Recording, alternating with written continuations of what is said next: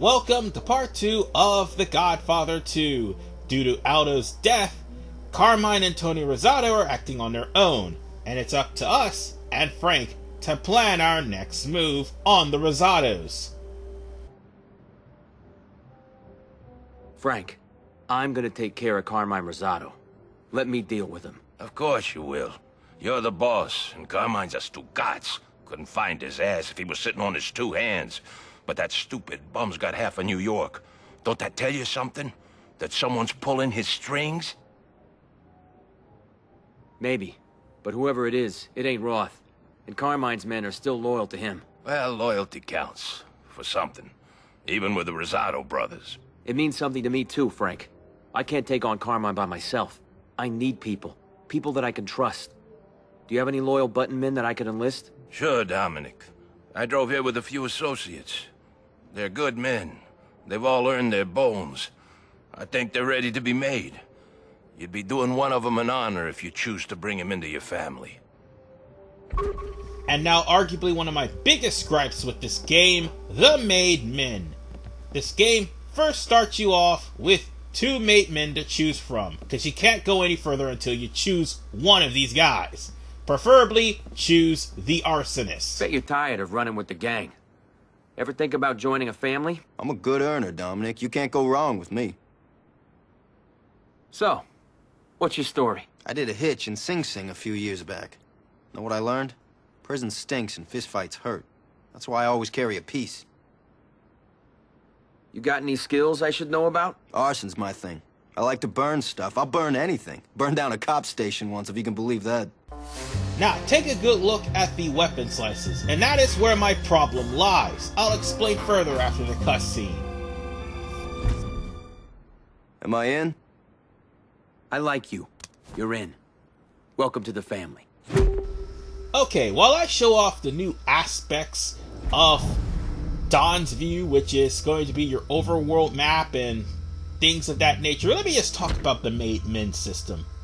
Notice the weapon license? The weapon license is basic. In order for you to upgrade that weapon license, well, you can't as of 2012, you have to take your Made Men, whichever one it is, and go to Xbox Live and fight some online battles. And once you get enough kills and score enough kills, your Made Man will end up gaining a higher weapon license. Now here's the problem.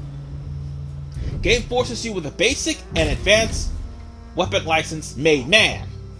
And you're gonna have to take those guys and go into Xbox Live and raise their skills. And where the main problem came in and why it fails so much is that while you're bringing in Made Men, you're going to be running into Dons that have bought the DLC level 4 weapons.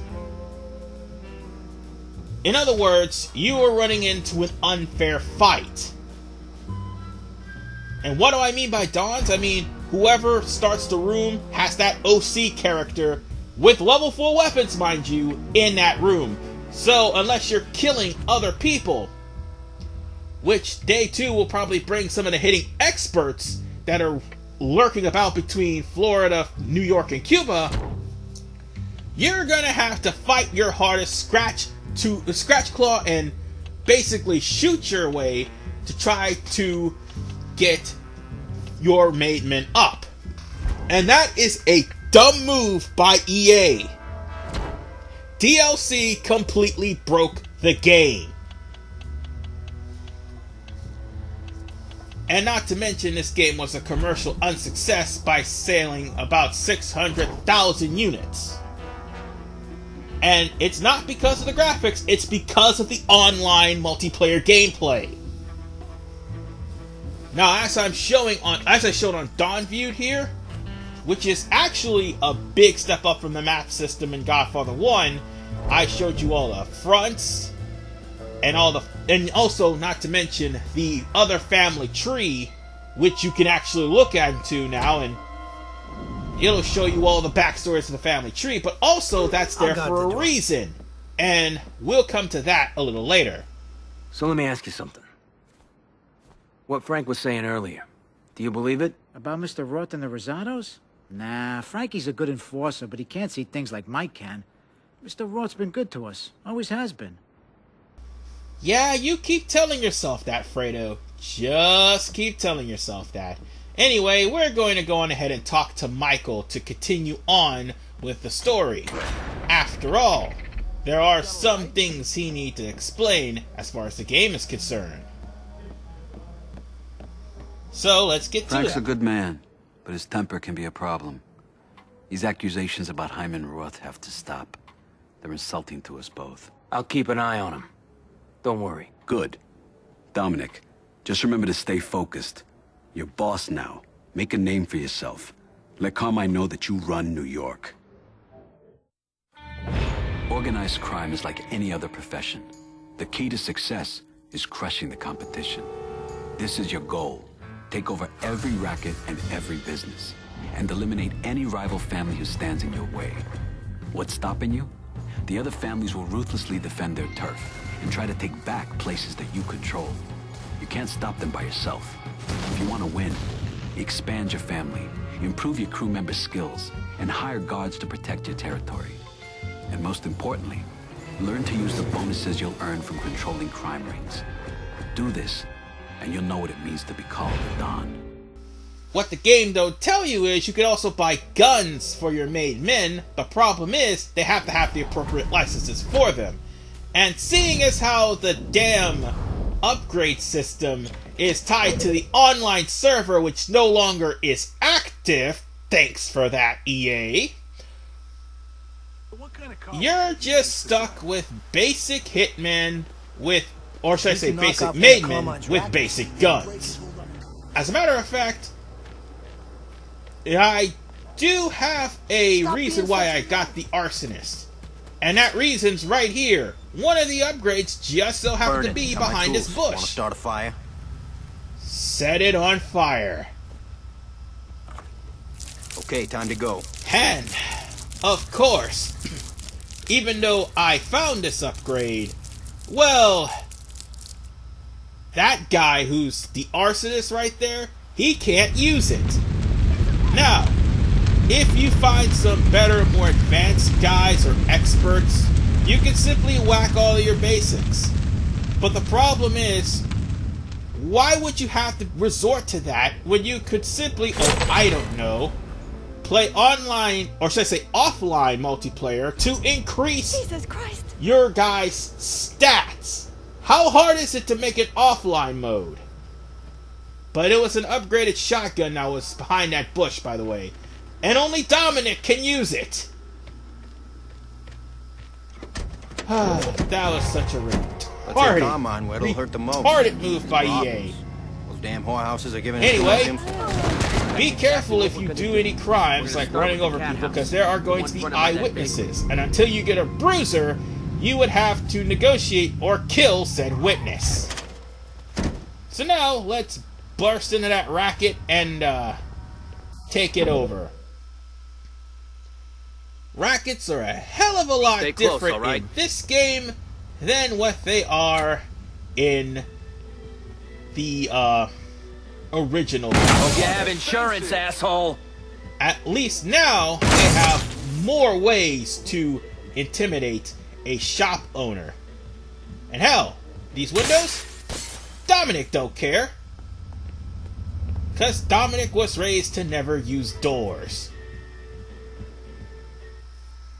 In our life, the key to success is intimidation. A dead man is useless to us, but turn up the pressure and you'll have the upper hand. Everyone's got 2 points. The point that he'll break and the point he'll fight back. Pressure a man past his breaking point and he'll do whatever you want. Getting him there takes some creativity. Throw him around maybe. Show him the view. And with some men, the more you push them, the more you'll profit. Or you can find their weak spot. Everyone's got one. Push someone too far, though, and you'll have a fight on your hands. Or worse, a dead body. But this isn't the end of the world. You can leave and try again later. By come back later, he means 10 minutes, and with an upgrade, 5 minutes. Also, with an upgrade, intimidations can be easier. For right now, Let's just beat this bouncer within a half-inch of his life. Ah, poor Jeb Doherty. This is his first day on the job, and he meets Dominic with a bad chip on his shoulder. No good will come of this. Nope, not at all. Ready for this? Don't. I surrender. All right. You gonna let me through? All right, I'll let you in. Asshole. Oh, Jeb is lucky that he's needed for to keep the door open. If he's still there when Dominic's done his business, well, Jeb is not only going to be out of a job, but out of a life. Anyway, the women are back. Family friendly. Ever wonder if a girl like me and a guy like you could, you know? I'm sure you ain't in this for the money, honey. But if you are, what can I get for 20 bucks, huh? Perdón, but it looks to me like you don't quite measure up. Hey, just you wait, baby. I may be a $40 Don now, but you will be on your knees later. No, I'm just kidding. Women don't do anything in this game, just like in the first game. Anyway, before we pay a visit to the manager, we need to say hello to Daniel Bianchi of Carmine's game. He only joined because he begged and pleaded Carmine to ask Tony to let him on. Jump him! Perhaps he regrets that now that he's dead. Carmine was digging the bottom of the barrel for men. Let's just say. And there's the manager. What the hell do you want from me? This is my turf now. The only way you're gonna run this racket is if you deal with me. Am I clear? Never. This racket belongs to me, got it? Poor choice of words there, Warren, and I'm going to make you, as well as your cohorts over there, pay. First off, let's deal with Billy Moretti. He used to be the paperboy for Carmine Rosado. Ralph Arano. He used to be the dentist for Carmine. And Ernest Donati. He was a pizza boy. His last customer, Clemenza. Yeah, you let that sink in for a second. So now that Clemenza's avenged, let's go, say hi to our good friend Warren. You will fork over your front. The owner. Oh, and also he's weak to grabs. Give me your front. Give me your front. Give me your front. Look at him. He's I'ma shake you. I'ma shake you. But you could try And I do believe his boiling point is further than what it normally is. So I'm gonna see if I could get 1,000 out of this guy before he breaks. Are your ears not working? Maybe I should slice him off and stuff him down your goddamn throat. Okay, the racket's yours. Just lay off of me, all right? The lifeblood of organized crime is our rackets. Rackets are where we make most of our money. Control one and it'll pay you every day. But each racket is part of a bigger business. We call this a crime ring. There are all kinds of crime rings out there. Prostitution, gun smuggling, chop shops, and each one is made up of 2 or more rackets. Whoever controls every racket in the crime ring is going to be flush with cash. But more importantly, they'll receive a special bonus, like bulletproof vests or armored cars. These bonuses are key to building an empire. You know this, and your enemies know this. So don't expect them to cooperate next time you pay them a visit. Also, something I'm glad that didn't return from the original Godfather game, the warehouses. Thank God they are not returning back. Because trust me, those things are a pain in the ass. But what's new, however, is every time you get a new front, you're not the only one trying to fight off this front this time and run into the FBI to stop a mob war. Shake it, don't break it, baby. Once you at least get one front, you can purchase guards What a good thing they got. and put those guards there, and sometimes those guards may happen to be made men. So bear that in mind. So let's go on ahead and find Frank and give him a little talking to. After all, we just wrecked the store. Ah, the pussy here ain't bad. But if I was running the place, it'd be making 10 times what it's pulling in now. It's got potential. Like you. You're real boss material, Dominic. What's your next move? I want to bring in more income, keep this place guarded, and take Carmine down a few notches while I'm at it. That's a good plan. Yeah, be an earner. Best bet is to launder some money through a legit business. A bar, a restaurant, whatever. Cut a deal with a shopkeeper. He'll throw a little your way, and you'll get a bigger cut from your rackets. You worked with the Rosado brothers back in Clemenza's day. What do you know about them? They used to be friendly to us. But Tony always thought he deserved more. Him turning I can understand, but Carmine, he's a stupid fuck. Must be out of his mind if he thinks he can be a Don. Anything else you can tell me? Sure, but keep this between you and me. I don't like what's happened to this city. I work with Don Vito, I work with Clemenza, and I don't have to tell you they deserve respect. But it's like these last 10 years, they don't mean nothing. My gang's across the bridge, scraping by, and the families here recruit scum. They recruit filth. They got no respect for how we do business. It ain't right. Extortion used to be an enforcer's game, hitting up merchants for spare change. Today, the stakes are higher. You already know the basics. Find the small store and rough up the owner. He'll pay you what he can. It's not much, but every little bit counts. Here's the important part, though. Once you control a place, it acts as a front.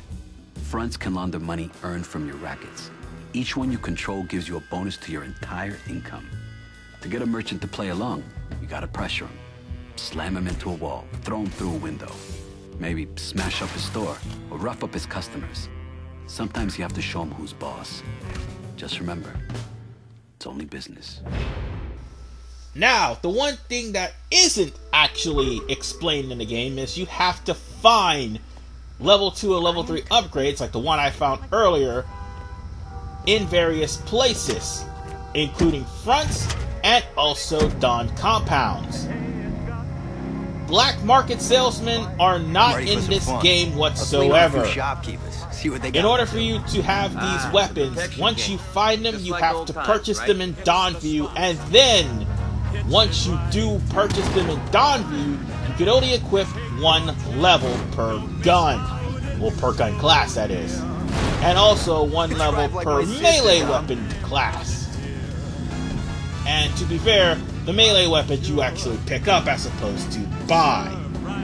So yeah, bear that in mind. Also, the melee weapons have very small durability. I mean, you can beat the crap out of a couple of people, but eventually your weapon is going to break after a while. So, let's say hello to this store by using the window. And Richard Pucci, Nobody goes against my family. All of his friends, they used to be friends with Carmine. And by friends, I mean poker buddies. That's the only way that they were ever to become associates. Because Carmine would not make them associates any other way. And Carmine sucked so bad in poker that they let him win just so he could make them associates. Well, let's go in and meet the other two associates in this little racket that we are taking over. Herbert Badia and also Warren Raffaello. These two guys are supposedly people who taught Carmine basic English. Because while yes, he is in New York, he doesn't know shit about basic English. Oh, and by the way, let's take this guy's business and let's break a few things to try to raise the racket price and try to raise our cut. And I'd like to ask. Oh God! So listen up. This is my turf. Your protection money belongs to me.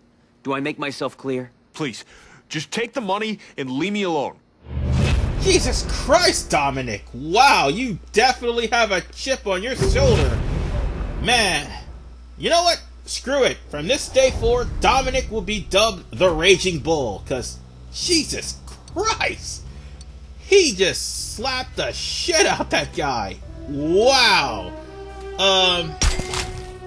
Words cannot describe what just happened to him. Hoo-hoo. I still feel that, and I'm wearing headphones. Anyway, I'm going to end this part right here. Because after all, we still got one more crime racket to take over, and after we do that, we will progress the plot even further. So, without further ado, ladies and gentlemen, this is RV-Man 985. I will see you guys in part 3 of The Godfather 2.